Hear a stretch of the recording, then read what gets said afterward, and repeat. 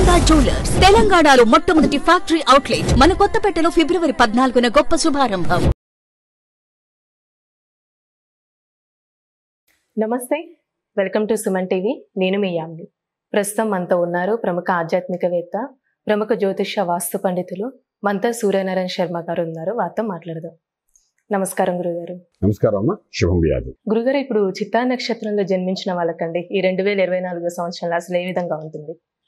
చిత్తా నక్షత్రం అనేసరికి మనకు చిత్తా స్వాతి ఫాలోడ్ బై చిత్తా మొదటి 2 పాదాలు కన్యారాశి అంటాం. ఆ తర్వాత 3-4 పాదాలు తులారాశి అంటాం.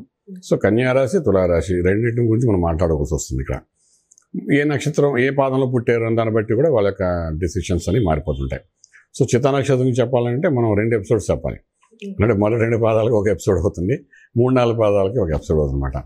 సో ఇక్కడ ఏంటవుతుందంటే చిత్తా నక్షత్రం తీసుకునేటప్పుడు దానికి అధిపతి ఎవరంటే కుజుడు. కుజుడు చాలా ఫోర్స్గా ఉంటాడు.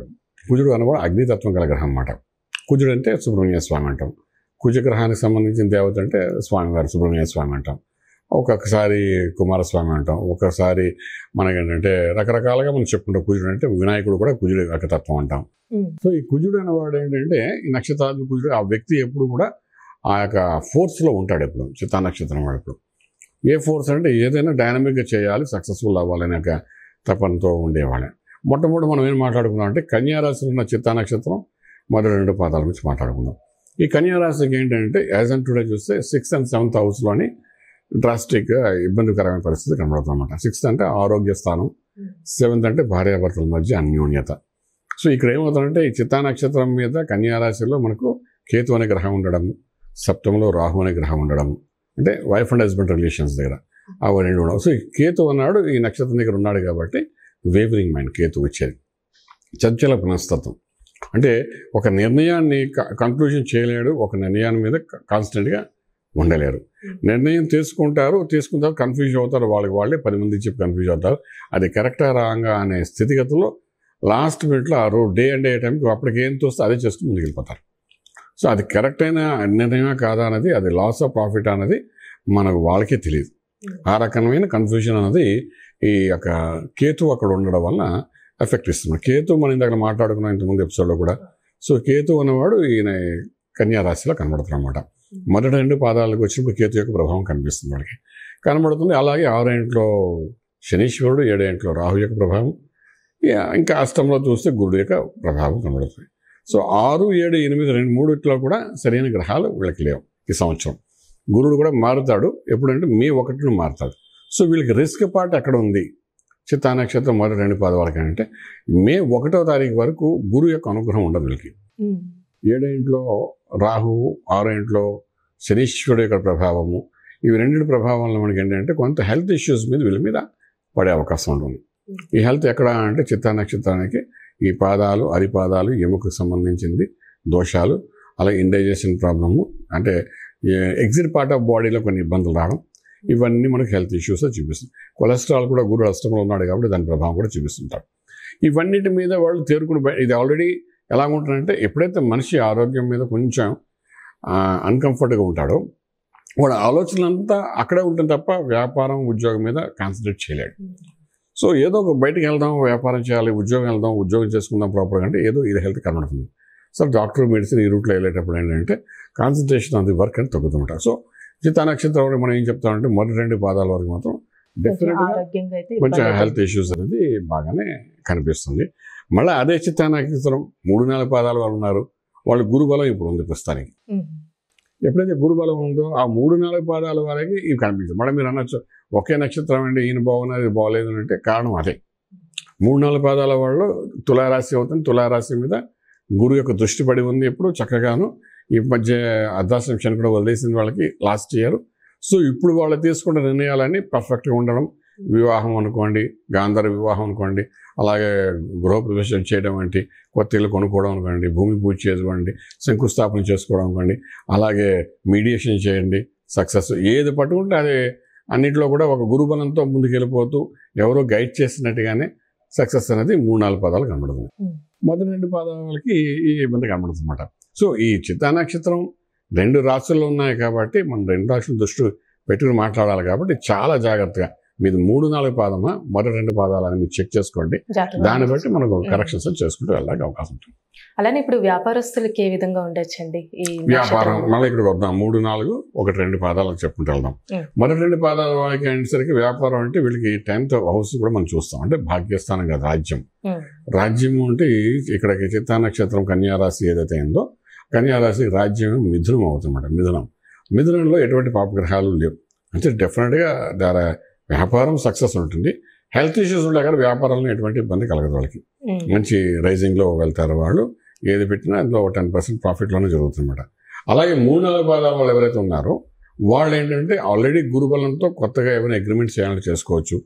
అలాగే కొత్తగా ఇనిషియేట్ చేయాలంటే వ్యాపారం ఇనిషియేట్ చేయొచ్చు. సక్సెస్ బాగా పెరుగుతుంది. అలాగే ఏది మొదలెట్టినా ఏప్రిల్ ఎండింగ్ లోపల మొదలు పెడితే కొత్త వెంచర్స్ మంచి లైఫ్ లాంగ్ సరిపడేంత బలం అనేది వాళ్ళకి ఉండడానికి అవకాశం ఉంటుంది. అలానే ఇప్పుడు ఆర్థికంగా అంటే ఏ విధంగా ఉండొచ్చండి ఈ నక్షత్రంలో జన్మించిన ఆర్థిక బలం వరకు బాగానే ఉంటుందండి. నేను చెప్పేది ఇప్పుడు ఆరోగ్యం గురించి మనం మాట్లాడుకునేది. ఆరోగ్యమే బలహీనంగా కనిపిస్తుంది. బట్ ఆర్థికంగా మాత్రం ఎటువంటి దోషాలు లేవు వీళ్ళకి. సో 1-2 పాదాలైనా 3-4 పాదాలైనా ఇవి 4 కూడా 4 పాదాల వరకే బాగుంది. అన్నిటికీ మెయిన్ అంటే కుజుడు నక్షత్రాధిపతి అయ్యాడు. ఈ కుజుడు ఏం చేస్తాడంటే చాలా డైనమిక్ స్టెప్స్ తీసుకుంటాడు. ఇప్పుడు ఒక మిలిటరీ మన భారతదేశం అంటే కుజుడిక బలమే అంటాం. ఒక రాజకీయ నాయకుడు ఉన్నాడంటే కుజబలంతోనే వాడు ఉన్నాడని చెప్తాం. అలాగే ఒక పోలీస్ ఆఫీసర్ ఉన్నాడంటే మంచి పోస్ట్కి వెళ్ళాడంటే కుజబలంతోనే వెళ్ళని చెప్తాం. కమిషనర్స్ తీసుకోండి, డీజీపీ తీసుకుని వీళ్ళందరూ కుజుడిక బలం ఉంటే కానీ ఆ స్థాయికి వెళ్ళరన్నమాట. సో ఈ కుజుడు తత్వం కలిగిన వీళ్ళు ఏంటంటే వ్యాపారం కన్యారాశిలో ఉన్న 1-2 పాదాలు అయితే వ్యాపారం మీద దృష్టి పెడతారు. తులారాశిలో ఉన్న వాళ్ళు ఏంటంటే వాళ్ళు బ్యాలెన్స్గా అంటే ఆమె పర్ఫెక్ట్ అని చెప్పడానికి 2 పక్కల సమాన మనస్తత్వంతో హ్యాండిల్ చేసుకుంటూ ముందుకు వెళ్ళాలనుకునే తత్వం గలవాడు ఉంటారు. సాధారణంగా వీళ్ళు గవర్నమెంట్ అఫీషియల్స్ అయి ఉంటారు తులారాశిలో ఉండేవాళ్ళు. ఈ అఫీషియల్స్ ఏంటంటే దే ఆల్వేస్ ట్రాన్స్పరెంట్గా వెళ్తారు. అలా వెళ్ళినప్పుడు కూడా ఈ గురుబలం ఎప్పుడైతే మే 1 తగ్గిపోతుందో వీళ్ళకి కొంత అవమానాలు, చిరాకులు, పరాకులు జరిగే అవకాశం ఉంటుంది. ఆ తర్వాత కన్యారాశిలో ఉన్న 1-2 పాదాల వరకు రైజింగ్ స్టార్ట్ అవుతుందన్నమాట. సో ఇయర్ ఎండింగ్ వరకు కన్యారాశి వరకు మే నుండి బాగుంటుంది. కన్యారాశిలో ఉన్న మొదటి 2 పాదాలకి. ఇప్పుడు మే 1 వరకు మాత్రం తులారాశిలో ఉన్న 3-4 పాదాల వరకు మాత్రం కొంచెం జాగ్రత్తగా ఏమైనా డిసిషన్ తీసుకోగలిగితే దాన్ని ఇంప్లిమెంట్ చేయడం ప్రయత్నం చేయగలిగితే అది లైఫ్ లాంగ్ సక్సెస్ఫుల్ అవ్వడానికి అవకాశం ఉంటుంది. అలానండి ఇప్పుడు ఈ నక్షత్రంలో జన్మించిన వాళ్ళకి రాజకీయ నాయకులకండి అసలు ఏ విధంగా ఉంటుంది ఈ సంవత్సరంలో? రాజకీయ నాయకులు అంటే ఇప్పుడు చూడండి, మనకు రాజకీయ నాయకులు అంటే మన ఆంధ్ర రాష్ట్రం తీసుకుని తెలంగాణ ఆల్రెడీ ఎలక్షన్స్ అయిపోయాయి. ఇంకా మనకు మిగిలింది ఆంధ్ర రాష్ట్రం ఒకటి మిగిలింది. ఆంధ్ర రాష్ట్రంలో మనం తీసుకురాకండి ఈ యొక్క 1-2 పాదాలు ఉండే వాళ్ళకి మే నుండి టేక్ ఆఫ్ బాగుంటున్నాం. కానీ చూస్తే ఈ ఎలక్షన్స్ అంతా గొడవ అంతా మే లోపల అయిపోతున్నాయి. సో వీళ్ళకి ఏమైంది, ఎలక్షన్స్ అయిన తర్వాత యోగాలు మొదలవుతున్నాయి. అంటే ఎలక్షన్ టైం ఇంక పెద్ద చెప్పుకోదగ్గ యోగాలు కనిపించట్లేదు. అంచేతంటే మనం చాలా జాగ్రత్తగా ఉండాలి. 1-2 పాదాల వాళ్ళు ఒకరు పొలిటికల్గా ఎవరైనా ఉంటే వాళ్ళు ఏదైనా సీట్ ఆశించి అందులో ఒక పొజిషన్కి వెళ్ళాలనుకుంటే, అంటే ఒక ఎమ్మెల్యే గానో ఒక మినిస్టర్ వెళ్ళాలంటే మాత్రం ఒక టఫెస్ట్ టైం అని చెప్పచ్చు. అలాగే 3-4 పాదాలు ఉన్నారు. 3-4 పాదాలు అంటే తులారాశి వాళ్ళకి మే 1 వరకు గురుబలం బాగానే ఉంది కాబట్టి వాళ్ళకి ఏంటవుతుందంటే అనుకున్నవి కొంత పాజిటివ్గా రిజల్ట్ వచ్చే అవకాశం ఉంటుందన్నమాట. ఏదైనా ఇదాన్ని గోచారంలో ఉన్న బలం గురించి మనం మాట్లాడుకుంటాం. మళ్ళీ గ్రహచారంలో దశలు బాగుంటే యాడ్ చేసుకోవాలి, దాన్ని బట్టి ముందుకెళ్ళడం జరుగుతుందన్నమాట. అలానే ఈ నక్షత్రంలో జన్మించిన వాళ్ళకంటే ఎలాంటి రత్నం ధరిస్తే మంచిది? కుజుడు ఆధిపత్యం వహిస్తాడమ్మా. కుజుడు ఆధిపత్యం పగడం పెట్టుకోమని చెప్తాము. పగడాలు కూడా రకరకాల పగడాలు ఉంటాయి. ఒకటి ట్రయాంగిల్ పగడం ఉంటుంది, ఒకటి ఓవెల్ షేప్ ఉంటుంది, ఒకటి ఏమో జపాన్ పగడం ఉంటాము, కొన్ని వైట్ పగడాలు ఉంటాయి, కొన్ని ఇప్పుడు నేను పెట్టుకున్నట్టుగా అదేంటంటే మరకత కాకుండా ఇలా వినాయక స్వరూపంలో ఉంది పగడం, ఇలాంటి పగడాలు ఉంటాయి, జపాన్ పగడం ఉంటామన్నమాట. ఇలా రకరకాలుగా ఉంటాయి. ఈ డిపెండ్స్ అపాన్ ఆయన చేసే ప్రొఫెషన్ బట్టి, ఆయన దశలను బట్టి ఈ పగడం అనేది పెరుగుతుందన్నమాట. ఈ పగడం దేని పెట్టుకుంటామంటే బేసిక్గా ఈ చిత్తా నక్షత్రం కన్యారాశి వాళ్ళు కొంచెం పెద్దనైన వాళ్ళే ఉంటారు. అంటే సమన్వయపరుచుకుంటూ వెళ్ళాలనుకుంటారు తప్ప మాట పడడానికి రెడీ అవుతారు. బట్ ఏంటంటే అనవసరంగా ఎవరిని మాట అనే రకంగా ఉండరు వీళ్ళకేంటంటే వీళ్ళు డబ్బు అవతోడు తినేస్తున్నా మెత్తగానే ఉంటారు. ఆ రకంగా ఉండే రకం కన్యారాశిలో. ఈ పగడం ఏంటంటే అగ్నితత్వం గల గ్రహం కాబట్టి కుజుడికి సంబంధించింది.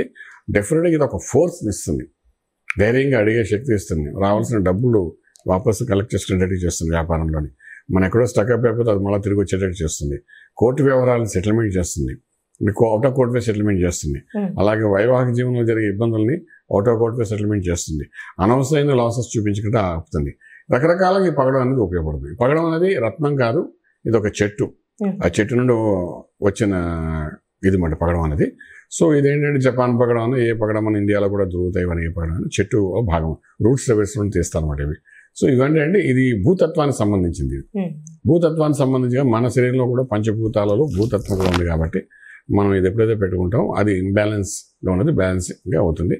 సక్సెస్ కాన్ఫిడెంట్ లెవెల్స్ అది పెంచుతుంది, ధైర్యం కూడా ఇస్తుంది, అవుట్ స్టాండింగ్ పేమెంట్స్ వస్తుంది, ఇలా రకరకాల ఉపయోగపడుతుంది. కాబట్టి పగడాన్ని ధారణ చేస్తే వీళ్ళు బాగుంటుంది. అలానే ఇది ఏ వారం ధరిస్తే మంచిదండి, ఏ విధంగా ధరించాలి? మంగళవారం నాడు ఉదయం 6 నుండి 7 మధ్యలో చక్కగా వీటి అభిషేకం చేసి పెట్టుకుంటామండి. లేదంటే శుక్రవారం నాడు పెట్టుకోవాలి. అలాగే ఇది పెట్టుకున్న తర్వాత కూడా మనకు ఒక 4-5 రోజుల వరకు అమ్మవారి యొక్క కుంకుమార్చన ఇలాంటివన్నీ చేసుకుంటూ ఉండాలి. ఎందుకంటే ఈ రత్నం అనేది శరీరానికి కనెక్ట్ అవ్వడానికి కొంత టైం పడుతుంది, ఒక 1 వీక్ టైం పడుతుంది అన్నమాట. ఇలా పెట్టుకోగానే అలా ఫలితం అని ఇచ్చేది ఇది. అంటే బేసిక్ ఇది రత్నం కాదు కదా, ఇది వుడ్, ఒక చెట్టు నుండి వచ్చిన పగడం అన్నమాట ఇది. సో దీని ప్యూర్లీ మనం రత్నం అని అనకూడదు.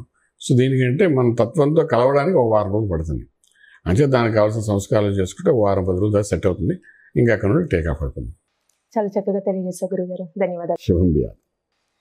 చూసారు కదండి, చిత్తా నక్షత్రంలో జన్మించిన వాళ్ళకి ఎలాంటి రత్నం అనేది ధరించాలి గురుగారు మనకి తెలియజేశారు కదా.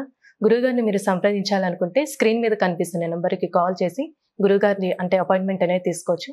ఇలాంటి మంచి వీడియోస్తో మళ్ళీ మేము ముందుంటాం. ధన్యవాదాలు.